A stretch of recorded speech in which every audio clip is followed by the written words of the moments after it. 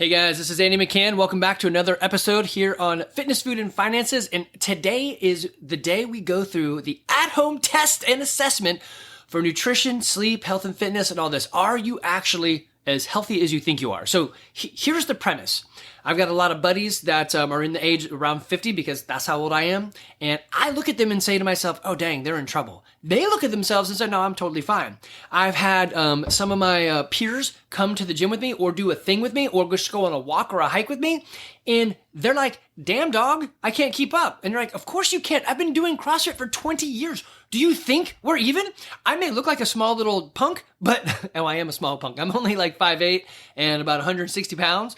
And I don't exude, oh, damn, look at that guy. He's like sexy hot. I don't take testosterone. I don't take any drugs. So here's the thing. You can be just like this, like any of these guys out here, or women, whatever, if you just take care of yourself a little bit. It doesn't take much. But here's my fear and my anxiety for you guys is we're in the group where probability bias has got us by the balls, and we just don't understand that we are the probability. We are, like, probability bias says, oh yeah, that won't affect me. Oh, I can go to Las Vegas and I can win. And the answer is you can't. There is a city in the desert because probability is on their side. So probability bias says it won't happen to me. It is going to happen to you. So the statistic says that 50% of the people born in your birth year will be dead before they hit 75. Holy crap. This is me trying to tell you, wake up. You need to do something. All right, I'm going to go freshen up my coffee and then walk through some of these with you. Hold on. Okay, this is going to be a bit choppy if I use the pause correctly. What I'm going to try to do is pre-read the things that I've got, pick out like 2 or 3 from each section, and then go through those with you. There's probably, well, there's the 5 pillars, right? So there's 5 subjects, and then there's 10 things you can do. Wait, is it 5? No, my bad. It's not 5. Hold on. Okay, good. I got it set back up. I was thinking of my 60 easy. So there's only eat, sleep, and move, and those are the tests. The think and connect, I mean, you should be working on that, but that's out of the scope for today. So this is specifically if you're 50 plus, but I mean, really, you could use this for anybody. But the numbers I put in there, if there's any like, hey, there should be this many that you can do, is for being older. If you are younger and you can't do it, then yeah, you're kind of screwed as well. So play along. So the first one is eat, the nutrition self-assessment. When you look at your meals, when you look at your plate, is a fourth of it some sort of protein, half of it some sort of non-starchy vegetable, and a fourth of it some sort of whole grain? That's the first one, right? Just look at your plate. It's easy. Is that what you've got? If you're out of whack, then you're probably in trouble, okay? If you're eating a lot of high processed foods, you're probably in trouble. If most of your meals come from a drive-through window, you're probably in trouble. Okay, added sugar. You have to track this, so it's a little bit more cumbersome, but a healthy benchmark says that you're doing 6 teaspoons or less of sugar, so that's 25 grams. And that's for women, and 9 teaspoons or less for men. So it's not much sugar. If you're drinking a can of Coke, actually, let me look that up real quick. All right, so the search says that a can of Coke has 39 grams of sugar. So one can of Coke puts you over the limit, and you can't have sugar in anything else. And you guys are going to eat sugar in everything. Sugar is in everything. When they said, hey, fat's bad for you, let's take fat out, well, the only thing they could do is find sugar. So now they know the bliss point of food, the proper amount of sugar, salt, fat to make you want to eat more. So watch out. When it's processed, they want you to eat it. Their job is to get your money through your pie hole. So they want you to spend money on this. All right, hydration test. Look at your pee. If it's light yellow or pale, you're good. If not, you're in trouble. Let's move on to sleep. All right, so an easy one. This can be a simple check mark. Are you sleeping 7 to 9 hours a night? If you're not, but you're probably in trouble, right? This is an easy one. Like I said, these are at-home things you can do. All right, so consistency in sleep. Do you go to bed roughly and wake up roughly 30 minutes from each other, right? So like, do I go to bed between 8 and 8:30? Okay, great. Or 10 or 10:30. That's really early. You're like me if you're going to bed at 8:30. So 10 and 10:30. If you're within 30 minutes, then you're doing a good job, as well as the wake up time. So between like 5:30 a.m. and 6 a.m. All right, this one's a bit subjective, and it's hard to understand compared to other people, but how refreshed and energized do you feel when you wake up? If you are like, I really have to have coffee to get going, then you're addicted to coffee. That's not great. You're already on a bad track. You need to have sleep do the right thing for you. I am not a big proponent of things to wear and wearable technology and all that, but if you're unsure how you're sleeping, I love those wearables where it actually tells you, hey, you had a pretty fitful sleep, or no, you did not. It's a great way to measure. They watch your breathing, your heart, your movement, and all that stuff. So it's a good one to find out how are you sleeping. Okay, so eating and sleeping are sort of like, oh, I don't know, Andy. I feel like I'm okay there. Trust me, the way I see most of us eat, you are not okay. I've been doing this carnivore strict or lion diet loose for, I guess, nearly 6 months. And I feel great. Basically what I'm eating is, for breakfast, I will do eggs and ground beef. And then for lunch, I will do a New York strip. And then for dinner, I do eggs and ground beef with about maybe half a spool of goat cheese. That's it. That's what I'm eating every day with a lot of salt. And the only supplement I'm taking is I made my own electrolyte. So I do LMNT, that electrolyte powder, but I tried making my own to see how it would be different because there's potassium chloride and there's potassium citrate and potassium other stuff. So I thought, well, I'll make my own so I can really know what's in there. And I drink water and I drink some coffee. So I'm actually gonna taper back on the coffee. Now what I do is I just reheat it with water, so I don't put more coffee in it. It's just hot water. So I'm diluting it over time, which is totally fine. It's the heat that I want that I realize. It's not really the coffee. Coffee doesn't spike me. It actually mellows me out. So I guess that means got that ADHD, whatever. Anyway, so those are tests you can do. The next one is the physicality of it. And this is where I see it in most of us. Hey, let's go do a thing. And you're like, yeah, let's go do it. And then you cannot do the thing. I am 51, and I'm crushing people on like hikes up to 11-foot hiking. How is that even possible? I shouldn't be able to beat college kids. Well, maybe if you're in college, your health does suffer while you're there somewhat. Evan can attest to that. Okay, so some physicalities. Here we go. Again, these are easy. You can do them at home, but there are some numbers associated with it, okay? So sit to stand test. How to perform. Sit on a chair and stand up without using your hands as many times as possible in 30 seconds. Lower your, so what it's measuring is your lower body strength and your balance. Many times as we get older, our balance gets off. I should put in there, oh, there is right there. I did put it in there, the one-legged test, so for balance. All right, so it says a healthy benchmark is you can do between 12 and 20 stands in 30 seconds. If you can't do one, you're in trouble. And okay, let's measure this out. What does a chair look like? A chair typically, I know you can't see me, but I'm sitting in a chair. It's got an adjustable height. What it should be is my hip crease is right about the level of the top of my knee bend. That's where a healthy sitting position would be. My feet are resting properly, and I can stand straight up out of that 20 to 30 times, or 12 to 20 times. All right, next one, the one-legged balance test. How to perform. Stand on one leg with your arms by your sides, and time how long you can hold this position. So it's going to measure your balance and core stability. You should be able to stand there for 20 to 30 seconds on each leg without falling over. Now, if you really want to be tricky, shut your eyes. Your balance will go haywire once you close your eyes. All right, plank test. How to perform. Hold a forearm, so you can do your elbows or you can do your hands. It doesn't really matter which one. Plank position for as long as possible without breaking form. Here's the trick in this one. You need someone else to watch you, because most of what you guys do is you pike your ass way up, and that, or some amount, and that is not a pike, or using a plank. You're not engaging your core the way they're asking you to. You want to be straight. And if you can't get straight, that is a problem. So if you're looking at the picture, if you're watching this, you can see my arm. It's just, straight like this. Now, if this is my back, most of us will do this number where your ass goes up. You want to be straight. So you're going to have somebody else watch you. If you start pushing up, it's over. If you fall, it's over. And you should be able to do this for 60 seconds or more for men, and just under 60 seconds for women.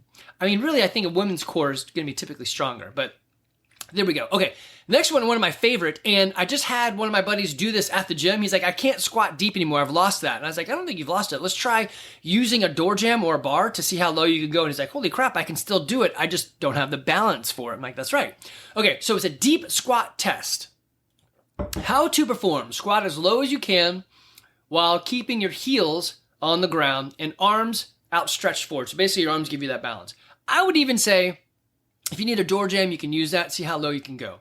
What it measures is lower body strength, ankle mobility, and hip flexibility. The healthy benchmark. Your thighs are parallel to the ground. So what we typically say in CrossFit is our hip crease is below the top of your knee. So, or lower without losing balance or form. So the other thing, you want your back to be in a good position. So it's basically if you're standing tall and you squat down, your back's still in that good position. You're bending at your hips, not arching out your back and not going out over your, pushing your knees over your toes. So you want your heels down. Now, I am a fan of knees over toes if you train it, but that's not what we're doing here. We're testing your ability to stay balanced and controlled. Also, what you're going to notice here is that if your body design is off because you're eating poorly, then you have too much mass in the back and it's going to tip you over and you've got to push forward to stay balanced. So that's another indicator of, hey, I'm not eating right. Okay. Sitting and rising test, how to perform. Cross your feet and lower to a seated position. So basically you're going to that Indian style sitting. I don't know if you can say that anymore, but crisscross applesauce, whatever. And then stand back up without losing your balance or using support. Deduct a point for each instance of using your hands and arms or knees for support. Deduct half a point for balance. So I don't know exactly. Well, anyway, there's some points. So I did steal some of this from other people. But anyway, the idea is I'm just simply lowering myself down unsupported in that crisscross applesauce style, right? So it's, again, mobility and balance. These are some things we lose as we get older. They say once you hit 62, if you trip and fall, you're probably going to break your hip. And if you break your hip, you're 33% more likely going to die that year. So balance and stability is big time, right? Healthy benchmark. You should be able to get up and down about, or score yourself 8 times, all right? So you're going up and down 8 times, but then deduct those points. All right, next one. Push-up fitness test. How to perform. Do as many push-ups as you can in 2 minutes with proper form. Again, it looks a lot like a plank. Adjust for knees if needed. So you can drop down to your knees, but you'll do way more of them, but at least we're in that right position and we're understanding that we can't do them from our toes. So we're already in trouble. What it measures is upper body strength and endurance. Healthy benchmark. If you're below 50, if you get, ages 49 or 40 to 49, if you do less than 10, you're fair. 11 to 14, you're good. 15 plus, you're excellent. How many could I do? So you could break it up and rest. In 2 minutes, man, I could probably do, I feel certain that I could do 30 in 2 minutes. I'd have to actually test that out. Maybe I should do this for the gym. How many push-ups? We used to do that a long time ago. It was a bunch of 1-minute exercises. How many could you do? But yeah, so CrossFit definitely does what it says. I would probably only do 3 at a time, and then I would rest because I know I'll burn out. So I know how to kind of expand my abilities by understanding my decrepitudes. Okay, next one is a vertical jump test. From a squatted position, jump straight up. How high do you get? So one thing you could do is have one of those, I'm going to like tap or hit some sort of marker at the top when I jump so you can see that height, so somewhat consistent.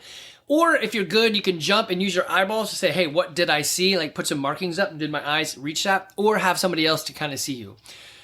So what it measures is your lower body power. So it is strength, but strength divided by time is your power. So you're exuding the strength rather quickly. Women, you should be able to hit 15 inches, men, 20 inches. I would say you could do it to a box, but typically what people do is once they jump, they bend their knees to land. And so you're going to get a higher box than you would higher on your head because you're artificially getting taller because you're lifting your legs up. All right, last one is the 3-minute step test. How to perform step up and down, a 12-inch step with a metronome or any sort of timer for 3 minutes. Measure your heart rate immediately after. So you could set the metronome or whatever, to a different beat. What they're trying to say is, I'm going to elevate your heart rate. So if you do this and you set it so low that your heart rate doesn't go up, then no bueno. What you could say is, I am going to step for 3 minutes and that's going to be my baseline. And then it says, test your aerobic capacity. You're measuring your heart rate. So usually around 72 is the average for most people on a resting. So you want to look up, actually I should probably paste that in there. Look up on a chart, your average heart rate.